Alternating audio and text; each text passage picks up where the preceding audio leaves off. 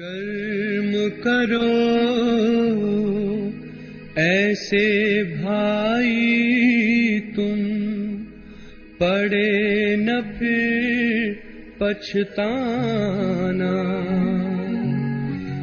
पड़े न फिर पछताना।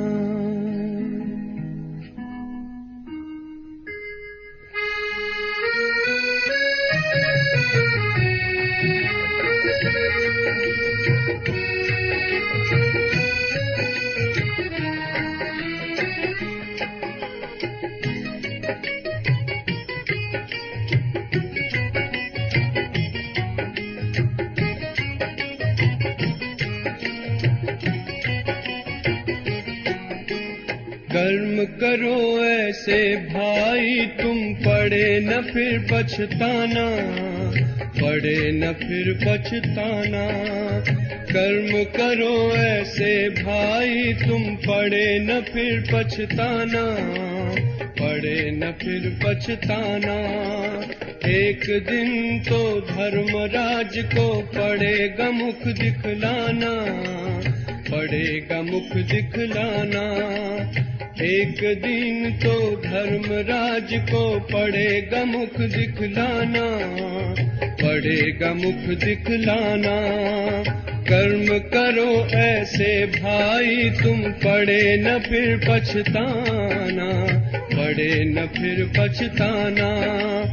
कर्म करो ऐसे कर्म करो,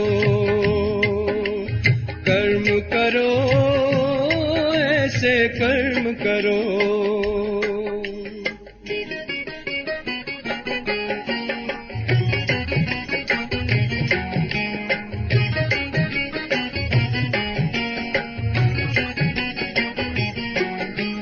मन में औरों के लिए तुम शुभ संकल्प चलाओ, निंदा करता है जो तुम्हारी अपना उसे बनाओ। आँखों से कभी बुरा न देखो, पड़े जो आँख झुकाना, पड़े जो आँख झुकाना। आँखों से कभी बुरा न देखो, पड़े जो आँख झुकाना, पड़े जो आँख झुकाना। कर्म करो ऐसे भाई तुम, पड़े न फिर पछताना, पड़े न फिर पछताना। कर्म करो भाई कर्म करो, कर्म करो भाई कर्म करो।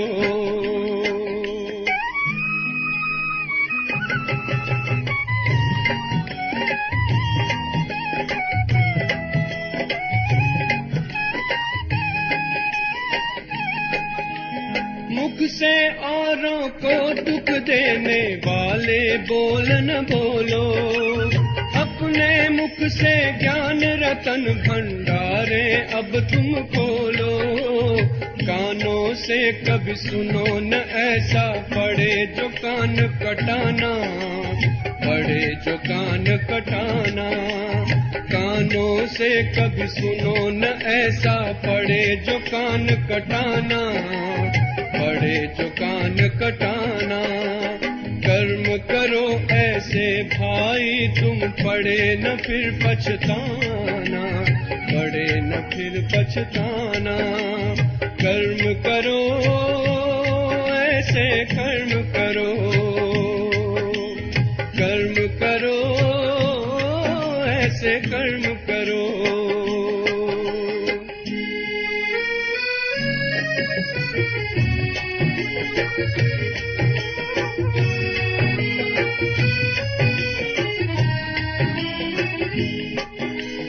ऐसा जीवन हो जो हंसते हंसते घर को जाओ, धर्मराज के आगे तुम निर्भय होकर जाओ। ऐसा हो न खाता अपना, पड़े जो वहाँ पछताना, पड़े जो वहाँ पछताना। ऐसा हो न खाता अपना, पड़े जो वहाँ पछताना, पड़े जो वहाँ पछताना। कर्म करो ऐसे मेरे भाई तुम पढ़े न फिर पछताना, पढ़े न फिर पछताना।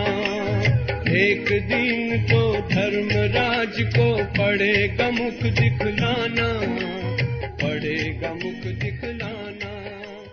ओम शांति। इस ब्राह्मण जीवन के 4 सब्जेक्ट्स हैं, ज्ञान, योग, धारणा और सेवा। और उसमें याद और सेवा 2 ऐसे सब्जेक्ट हैं जो बाबा कहते हैं कि ये एक डबल लॉक है, जिसके अंदर माया आ नहीं सकती। एक ऐसा लॉक जिसके अंदर अगर आत्मा स्वयं को बिजी रखे, यानी दिन रात मनसा वाचा कर्मणा सेवा करती रहे और बाबा की याद में रहकर सेवा करे, स्वयं को आत्मिक स्थिति में स्थित करके बाबा की श्रीमत प्रमाण विश्व कल्याणकारी इस धारणा स्वरूप से स्वयं को निमित्त निर्माण समझकर जब आत्मा सेवा करे, तो सेवा से हमारी तो कमाई होगी ही, परंतु साथ साथ अन्य आत्माओं की जब हम दुआएं प्राप्त करेंगे तो वो दुआएं हमें अनेक प्रकार के रोगों से, अनेक प्रकार की माया की विभिन्न रूपों से भी हमारी रक्षा करेगी। तो आज की मुरली भी हमें हमारे ये मुख्य सब्जेक्ट याद और सेवा, इस पर बहुत ज़ोर दे रही है। कैसे हमें योग युक्त रहकर बाबा की सेवा करनी है और कैसे याद में रहकर ईश्वरीय हर कार्य करके बाबा की आशाओं को पूर्ण करना है, वो विधि सिखा रही है। सुनते हैं प्यारे बाबा के मधुर महावाक्य। आज है 3 तारीख 3 अप्रैल 2026।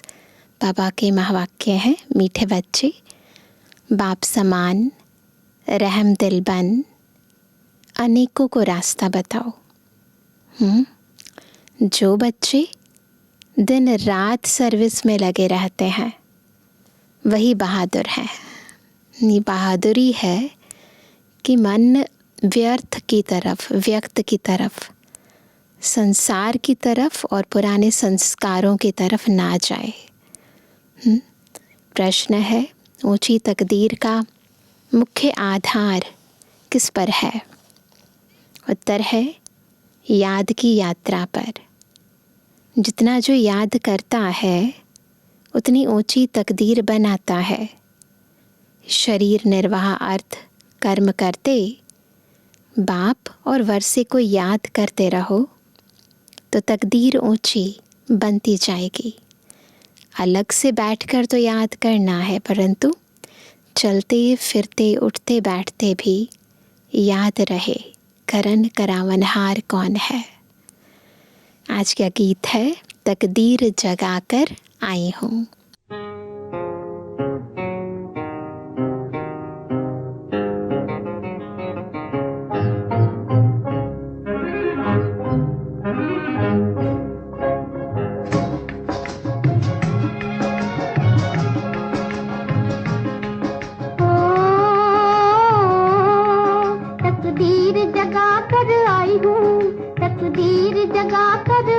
जगा कर आई हूँ, मैं एक नई दुनिया बसा कर लाई हूँ, दुनिया बसा कर लाई हूँ।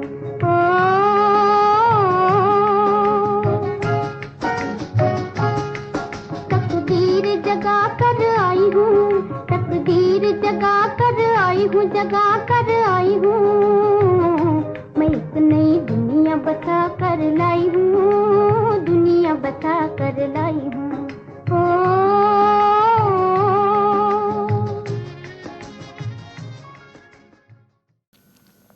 ओम शांति। बच्चे जब पैदा होते हैं तो अपने साथ कर्मों अनुसार तकदीर ले आते हैं।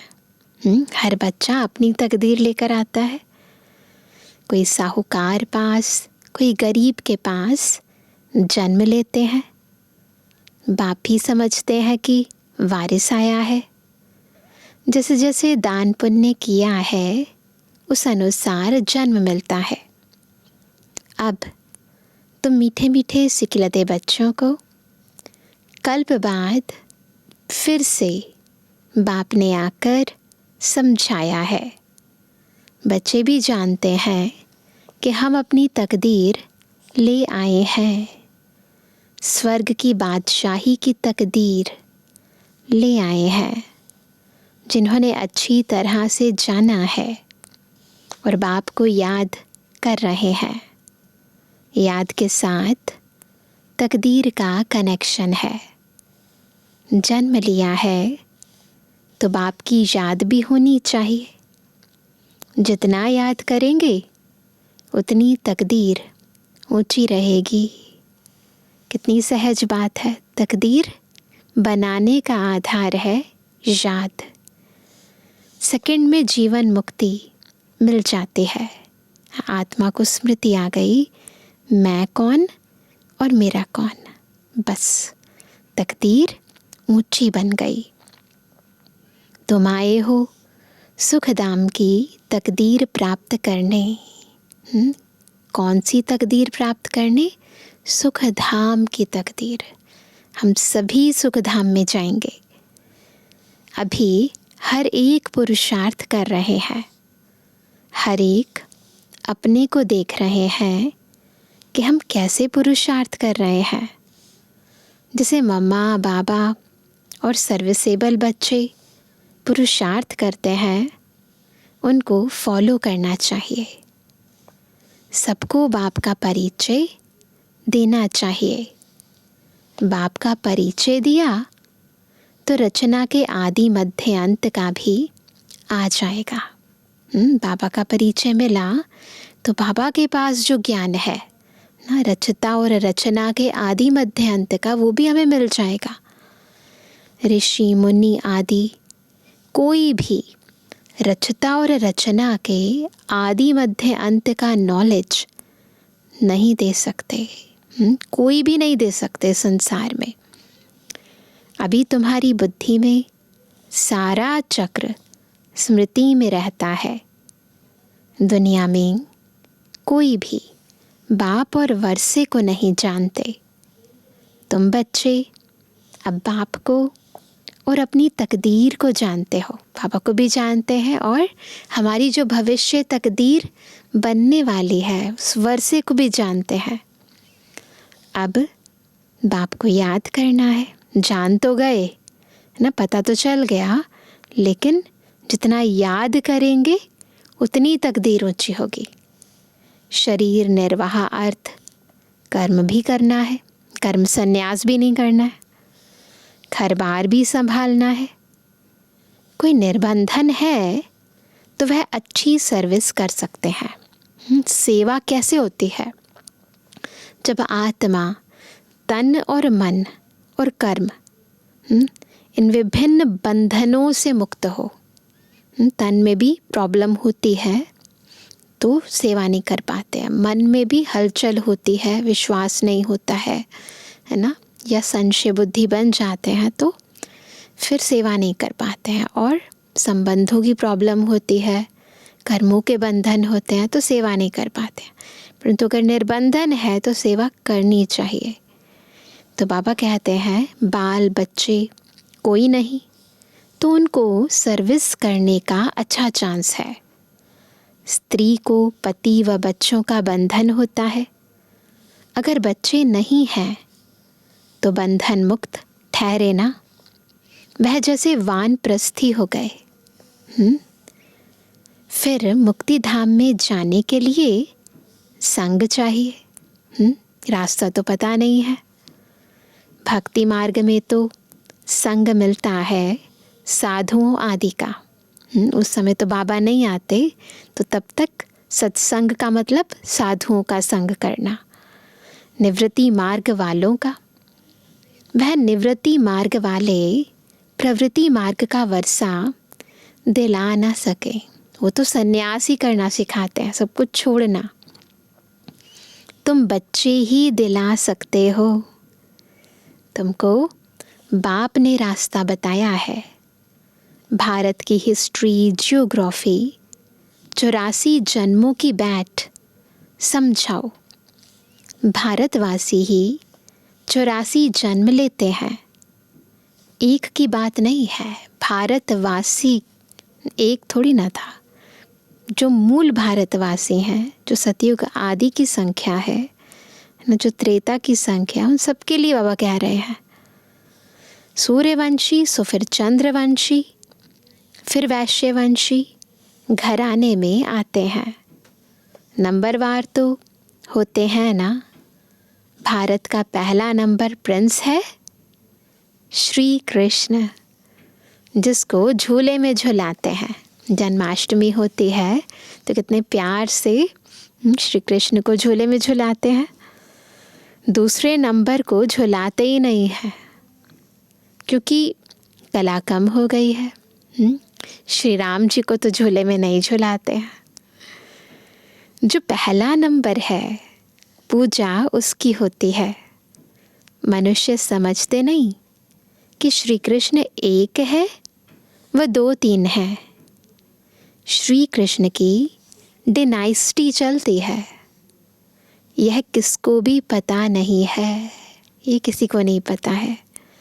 पूजा सिर्फ नंबर 1 की होती है, क्योंकि 8 श्री लक्ष्मी नारायण बनेंगे ना, तो लेकिन पूजा किसकी हो रही है? जो नंबर 1 वाले हैं।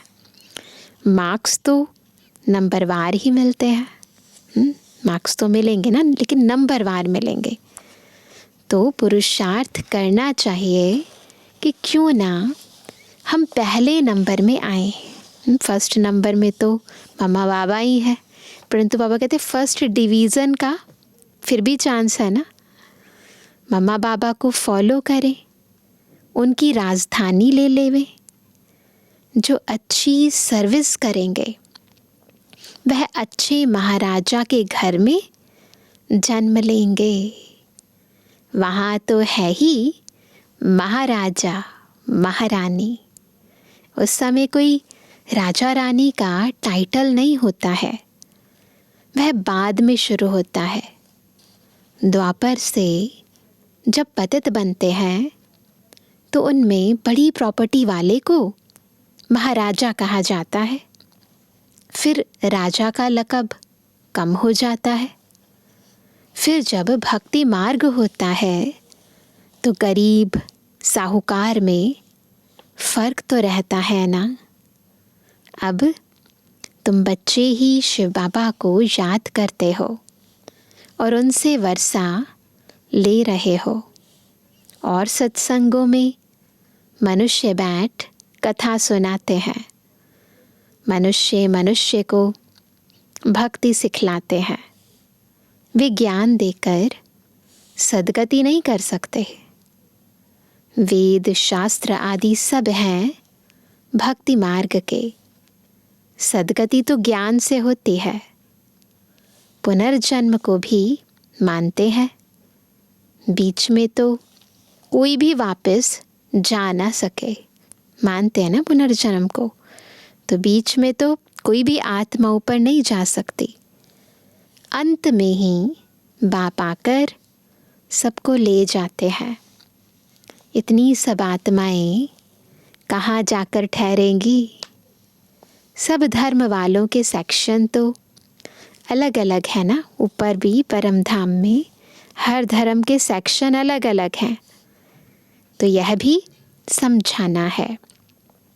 यह किसको पता नहीं है कि आत्माओं का भी झाड़ है।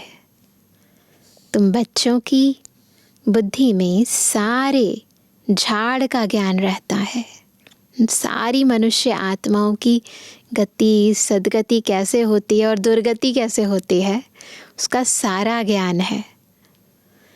आत्माओं का झाड़ भी है, जीवात्माओं का भी झाड़ है। बच्चे जानते हैं कि हम यह पुराना शरीर छोड़कर घर जा रहे हैं। मैं आत्मा इस शरीर से अलग हूँ। यह समझना गोया जीते जी मरना। आप मुए मर गई दुनिया, मित्र संबंधी आदि सबको छोड़ दिया। पहले पूरी शिक्षा लेकर मर्तबे के अधिकारी बन फिर जाना है। ऐसे नहीं जाना है, पहले बाबा से पूरी शिक्षा लेकर और उसके बाद मर्तबे का अधिकारी बनकर फिर जाना है। बाप को याद करना तो बहुत सहज है। भल कोई बीमार हो, उनको भी कहते रहना चाहिए क्या कि शिव बाबा को याद करो तो विकर्म विनाश होंगे। तन की भोगना भी क्यों होती है? विकर्मों के कारण ना। तो बाबा को याद करेंगे, विकर्म विनाश हो जाएंगे और तन की भोगना भी खत्म हो जाएगी।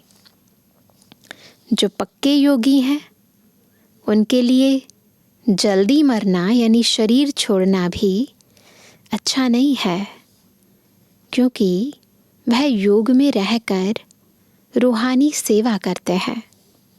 मर जाएंगे तो सेवा कर नहीं सकेंगे। इसीलिए शरीर छोड़ने का अभ्यास नहीं करना है, वो हमारा लक्ष्य नहीं है। हमारा लक्ष्य है खुद को संपूर्ण पवित्र बनाना है, सारे विश्व को, संपूर्ण प्रकृति को भी पावन बनाना है ना। सभी को मनसा वाचा कर्मणा सुख देना है, सेवा करनी है सबकी और फिर घर जाना है। सेवा करने से अपना ऊंच पद बनाते रहेंगे और भाई बहनों की सेवा भी होगी, वह भी बाप से वर्षा पा लेंगे। हम आपस में भाई भाई हैं, एक बाप के बच्चे हैं। बाप कहते हैं मुझे याद करो तो विकर्म विनाश होंगे। आगे भी ऐसे कहा था। किसको भी समझा सकते हो, बहन जी अथवा भाई जी, तुम्हारी आत्मा तमो प्रधान बन गई है। जो सतो प्रधान थी अब फिर तमो प्रधान से सतो प्रधान बन सतो प्रधान दुनिया में चलना है। आत्मा को सतो प्रधान बनाना है याद की यात्रा से। याद का पूरा चार्ट रखना चाहिए, ज्ञान का चार्ट नहीं रख सकेंगे। बाप तो ज्ञान देते रहते हैं, जांच रखनी है कि हमारे ऊपर जो विकर्मों का बोझा है वह कैसे उतरे। इसलिए याद का चार्ट रखा जाता है ताकि हमारे सिर पर जो विकर्मों का बोझा है वो उतर जाए, है ना। अगर याद नहीं करेंगे तो बोझा नहीं उतरेगा। हमने कितना घंटा याद किया, मूल वतन को भी याद करते हैं, फिर नई दुनिया को भी याद करते हैं। 5 स्वरूप की ड्रिल करते हैं तो पहले अपने अनादि रूप को, फिर आदि रूप को। उथल पुथल होनी है, उसकी भी तैयारी हो रही है। बॉम्ब्स आदि भी बनते जाएंगे, देख ही रहे हैं। एक तरफ कहते हैं कि हम ऐसे ऐसे मौत के लिए सामान बना रहे हैं, दूसरी तरफ कहते मौत का सामान नहीं बनाओ। समुद्र के नीचे भी मारने का सामान रखा है, ऊपर आकर बॉम्ब्स छोड़ फिर समुद्र में चले जाएंगे। वैरायटी है, डिस्ट्रक्शंस के बहुत सारे सामान रखे हुए हैं। ऐसी ऐसी चीज़ें बनाते रहते हैं, यह अपने ही विनाश के लिए कर रहे हैं। मौत सामने खड़ा है, इतने बड़े बड़े महल बना रहे हैं। तुम जानते हो यह सब मिट्टी में मिल जाएंगे। किनकी दबी रही धूल में किनकी राजा खाए, किसी की चोर लूट जाएगा, है ना। लड़ाई ज़रूर होगी। कोशिश कर पॉकेट सबके खाली करेंगे। चोर भी कितने घुस पड़ते हैं, लड़ाई पर कितना खर्चा करते हैं। यह सब मिट्टी में मिल जाना है। मकान आदि सब गिरेंगे। बॉम्ब्स आदि गिरने से सृष्टि के 3 भाग खलास हो जाते हैं, बाकी एक भाग बच जाता है। भारत एक हिस्से में है ना, बाकी तो सब बाद में आए हुए हैं, तो बाद में आए हैं ना। भारत आधा कल्प में तो केवल ही भारत है, उसके बाद धीरे धीरे दूसरी कंट्रीज आई। समुद्र को सुखा कर कितनी कंट्रीज बनी है। भारत की भी एक्सटेंशन समुद्र को सुखा कर ही हुई है। तो इसीलिए बाबा ने कहा कि बस एक हिस्से में ज़मीन रहेगी। वैसे भी कहते हैं ना 70% वाटर हो जाएगा। तो बाबा कहते हैं कि बाकी तो सब बाद में आए हुए हैं, अभी भारत खंड का ही बचेगा। मौत तो सबका होना ही है, तो क्यों ना हम बाप से पूरा वर्षा ले लें। इसलिए बाप कहते हैं लौकिक संबंधियों से भी तोड़ निभाना है, बाकी बंधन नहीं है। तो बाबा राय देंगे कि क्यों नहीं सर्विस पर लग जाते हो। स्वतंत्र हैं तो बहुतों का भला कर सकते हैं। अच्छा, कहाँ बाहर ना जाएं तो अपने मित्र संबंधियों पर ही रहम करना चाहिए। आगे कहते थे ना कि बाबा रहम करो। अब तो तुमको रास्ता मिला है तो औरों पर भी रहम करना चाहिए, ताकि उनका भी कल्याण हो जाए ना। जैसे बाप रहम करता है, बाप कहते हैं मुझे याद करो तो विकर्म विनाश होंगे। सन्यासी लोग तो हठ योग आदि की कितनी मेहनत करते हैं, यहाँ तो यह कुछ नहीं है। सिर्फ याद करो तो पाप भस्म हो जाएंगे। इसमें कोई तकलीफ नहीं, फिजिकली कुछ नहीं करना है, न कोई आसन, न कहीं यात्रा, कोई तकलीफ नहीं देनी है शरीर को।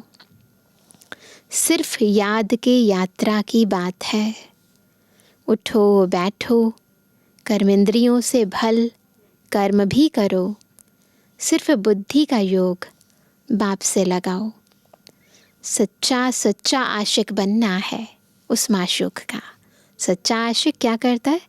केवल माशूक को याद करता है, किसी और को नहीं, है ना। तो पूरा वफादार होता है, बेवफा नहीं बनना है। खुद कहते हैं कि हे आशिकों, हे बच्चों, भक्ति मार्ग में तो बहुत याद किया, लेकिन अब मुझ माशूक को याद करो तो तुम्हारे पाप भस्म होंगे। मैं गारंटी करता हूँ। भक्ति में तो कितनी मेहनत की ना, अब तो केवल याद ही करना है। कोई कोई बात शास्त्रों में आ गई है। भगवान द्वारा गीता सुनने से तुम जीवन मुक्ति पाते हो। मनुष्य द्वारा गीता सुनने से जीवन बंध में आ गए हो। भक्ति मार्ग में भी तो गीता पाठ करते हैं, नहीं तो गीता सुनते हैं। तो वो तो मनुष्य ने सुना ही ना, उस समय बॉडी कॉन्शियस होकर सुना, तो फिर उसका प्रभाव नहीं पड़ा। अब कौन सुना रहा है गीता? अभी खुद भगवान आकर सुना रहे हैं। तो बाबा से जब हम गीता ये ज्ञान सुनते हैं तो हमें जीवन मुक्ति मिलती है। सीढ़ी उतरते आए हो, हर एक बात में विचार सागर मंथन करना है ना। क्या किया, क्या करना है, किसमें फ़ायदा है, किसमें नुकसान है, अपनी बुद्धि चलानी है। यह बुद्धि की यात्रा है जिससे विकर्म विनाश होंगे। वेद शास्त्र यज्ञ तप आदि करने से पाप नाश नहीं होंगे, नीचे ही गिरते आए। अभी तुमको ऊपर जाना है। सिर्फ सीढ़ी से कोई समझ नहीं सकेंगे जब तक उस पर कोई समझाए नहीं। केवल चित्र देखकर कोई नहीं समझता, बताना पड़ेगा ना इसका राज क्या है। जैसे छोटे बच्चे को चित्र दिखाकर सिखाना पड़ता है, यह हाथी है। जब हाथी देखेंगे तो चित्र भी याद आएगा। जैसे तुम्हारी बुद्धि में आ गया है, चित्र में हमेशा छोटी चीज़ दिखाई जाती है समझाने के लिए ना। तुम जानते हो कि वैकुंठ तो बड़ा होगा ना। पिक्चर में भले छोटा दिखा दिया, महल छोटे छोटे हैं, पर वास्तविकता में तो बड़े बड़े होंगे ना। बड़ी राजधानी होगी, वहाँ हीरे जवाहरातों के महल होते हैं। वह फिर प्राय लोप हो जाते हैं, सब चीज़ें गायब हो जाती हैं। नहीं तो यह भारत गरीब कैसे बना? साहूकार से गरीब, गरीब से साहूकार बनना है। यह ड्रामा बना बनाया है, इसलिए सीढ़ी पर समझाया जाता है। नए नए आते हैं, उनको समझाने से प्रैक्टिस होगी, मुख खुल जाएगा। कोई भी कार्य बिना प्रैक्टिस के नहीं आता है। तो अगर ज्ञान हमें धारण हो गया है, समझ में आ गया है, तो फिर औरों को सुनाना है, प्रैक्टिस करनी है, मुख खुल जाएगा। सर्विस लायक बच्चों को बनाया जाता है। कई सेंटर्स पर तो बहुत बच्चे अशांति फैलाते रहते हैं। बुद्धि योग बाहर भटकता है तो नुकसान कर देते हैं, अपना भी नुकसान और औरों का भी। अगर हमारा बुद्धि योग इधर उधर जा रहा है तो उसके वाइब्रेशंस फैलते हैं ना, तो फिर उसके कारण हो सकता है कहीं और का भी बुद्धि योग इधर उधर चला जाए। फिर उसका बोझा भी खुद तो नहीं सुनना, परंतु दूसरे का जो नुकसान हमने किया उसका भी तो बोझा सिर पर चढ़ जाएगा ना। तो बाबा कहते नुकसान कर देते हैं, वायुमंडल खराब कर देते हैं। नंबरवार तो है ना। फिर बाप कहेगा तुमने पढ़ा नहीं। तो यह हाल अपना देखो। दिन प्रतिदिन जास्ती साक्षात्कार होते रहेंगे, पता चल जाएगा। पाप करने वालों को सजाएं भी मिलती रहेंगी। फिर कहेंगे नाहेक हमने पाप किया।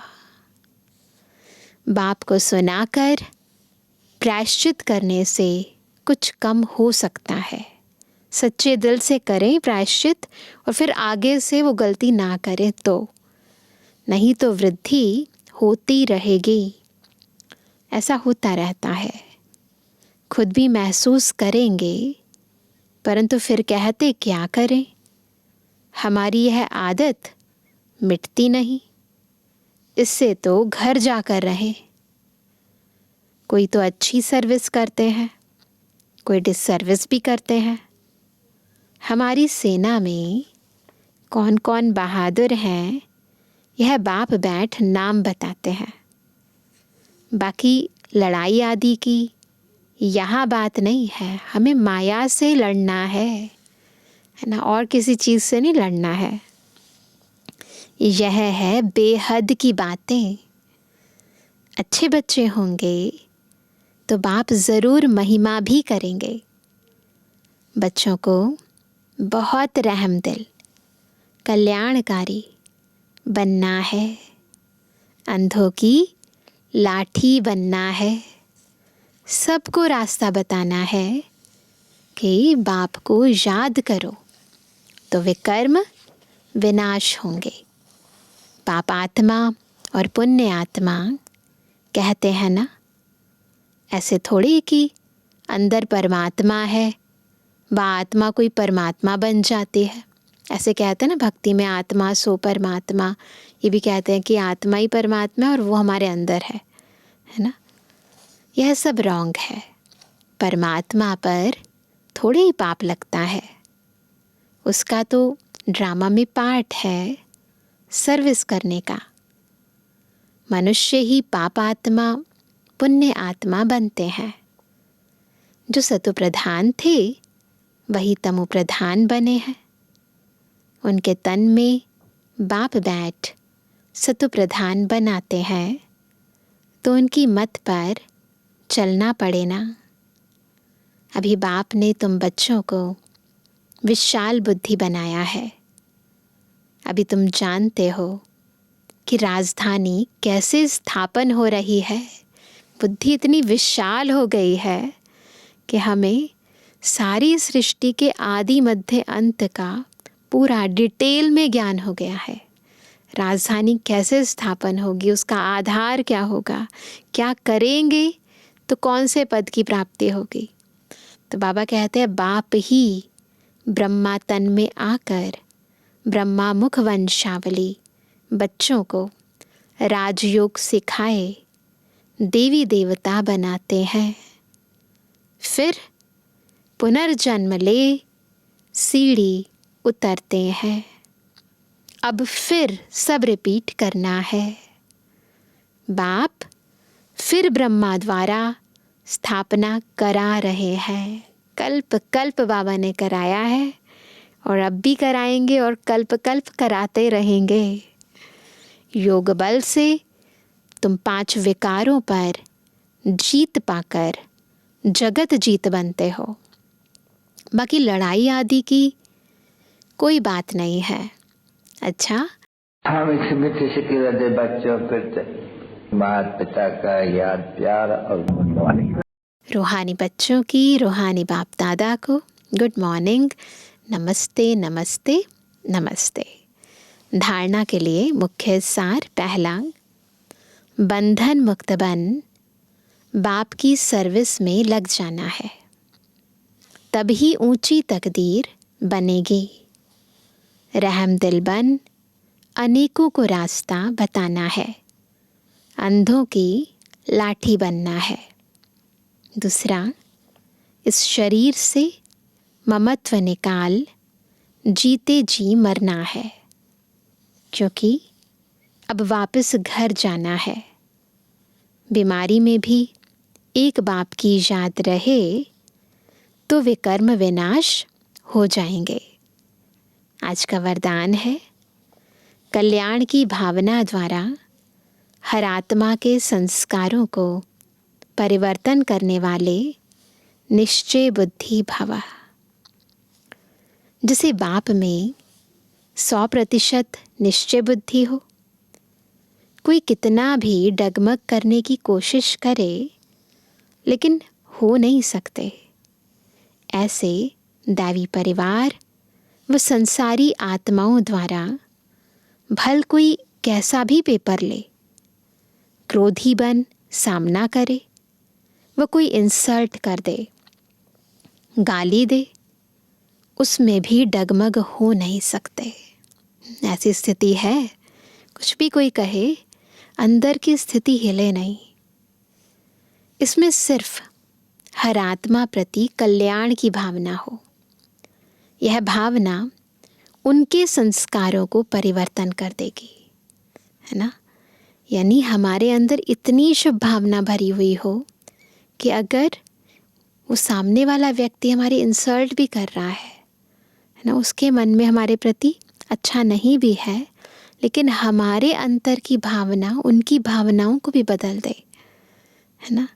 तो बाबा चाहते हैं इसमें सिर्फ अधीर्य नहीं होना चाहिए, बहुत ज़रूरी है। क्योंकि अक्सर जब आत्मा अधीर्य हो जाती है, धैर्यता ख़त्म हो जाती है, तो क्या होता है, जो भी अंदर होता है वो सब बाहर निकाल देते हैं और अब तक जो सेवा की सब ज़ीरो हो जाती है, इम्प्रेशन ख़राब हो जाता है आत्मा का। तो बहुत ज़रूरी है, इसमें सिर्फ अधीर्य नहीं होना है। समय प्रमाण फल अवश्य निकलेगा, यह ड्रामा की नोंद है। ये बाबा की श्रीमत याद रखनी है। स्लोगन है, पवित्रता की शक्ति से अपने संकल्पों को शुद्ध ज्ञान स्वरूप बनाकर कमज़ोरियों को समाप्त करो। कैसे ख़त्म होंगी कमज़ोरियाँ? जब पवित्रता की शक्ति से हम अपने संकल्पों को शुद्ध बनाएंगे और ज्ञान स्वरूप बनाएंगे। आज का व्यक्त इशारा, महान बनने के लिए मधुरता और नम्रता का गुण धारण करो। वाचा में सदा सत्यता और मधुरता हो तो वाणी की मार्क्स जमा होती रहेगी। वाणी की मार्क्स जमा करने के लिए 2 चीज़ें, सत्यता और मधुरता। मधुरता का गुण जीवन में है तो हर बोल मोती समान होंगे, अमूल्य होंगे। मोती कई बार कहते हैं ना, आपके मुख से तो जैसे मोती बरस रहे हैं, लेकिन उसके लिए सबसे पहले चाहिए मधुरता का गुण। ऐसा लगेगा जैसे बोल नहीं रहे हैं, मोतियों की वर्षा हो रही है। वे ऐसा बोल बोलेंगे जो सुनने वाले सोचेंगे कि ऐसा बोल हम भी बोले। सबको सुनकर सीखने की, फॉलो करने की प्रेरणा मिलेगी। ऐसे मधुर बोल का वाइब्रेशन सर्व को स्वतः ही खींचता है। तो इसलिए बोल की शक्ति जमा करो, ये मार्क्स जमा करो, और उसके लिए 2 गुण, मधुरता, सत्यता, नम्रता। अच्छा, ओम शांति।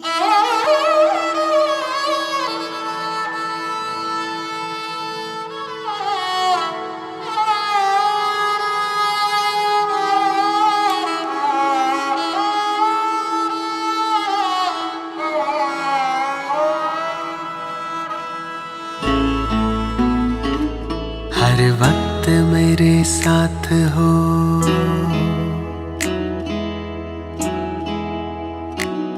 हर वक्त मेरे साथ हो, विश्वास रहता है।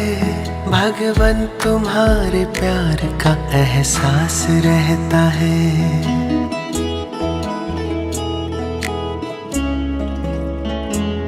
हर वक्त मेरे साथ हो, विश्वास रहता है। भगवन तुम्हारे प्यार का एहसास रहता है।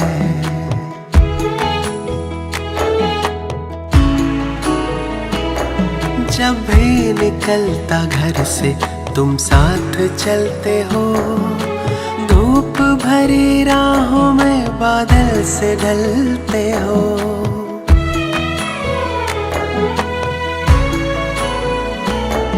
जब भी निकलता घर से तुम साथ चलते हो, धूप भरी राहों में बादल से ढलते हो। यात्रा सुखद ही होगी,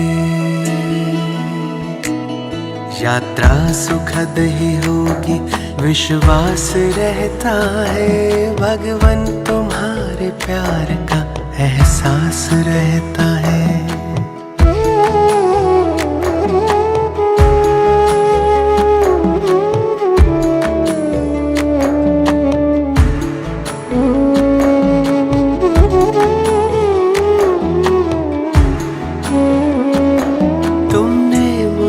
जो दी वो खुशियाँ लुटाता हूँ, तेरा नाम रूप गुण में सबको बताता हूँ।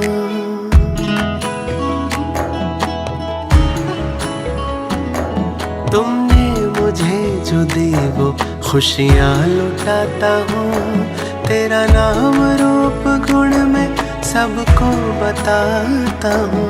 रोशन हो सबके दिल ये, रोशन हो सबके दिल ये आभास रहता है। भगवन तुम्हारे प्यार का एहसास रहता है।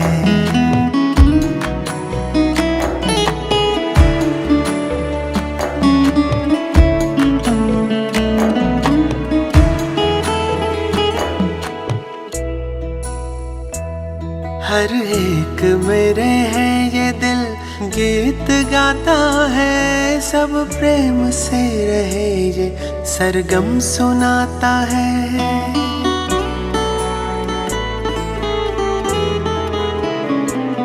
हर एक मेरे है ये दिल गीत गाता है, सब प्रेम से रहे ये सरगम सुनाता है। जन्नत बने जहाँ ये,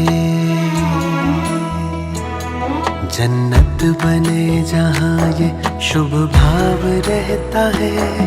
भगवन तुम्हारे प्यार का एहसास रहता है। हर वक्त मेरे साथ हो विश्वास रहता है। भगवन तुम्हारे प्यार का एहसास रहता है। भगवन तुम्हारे प्यार का एहसास रहता है। भगवन तुम्हारे प्यार का एहसास रहता है।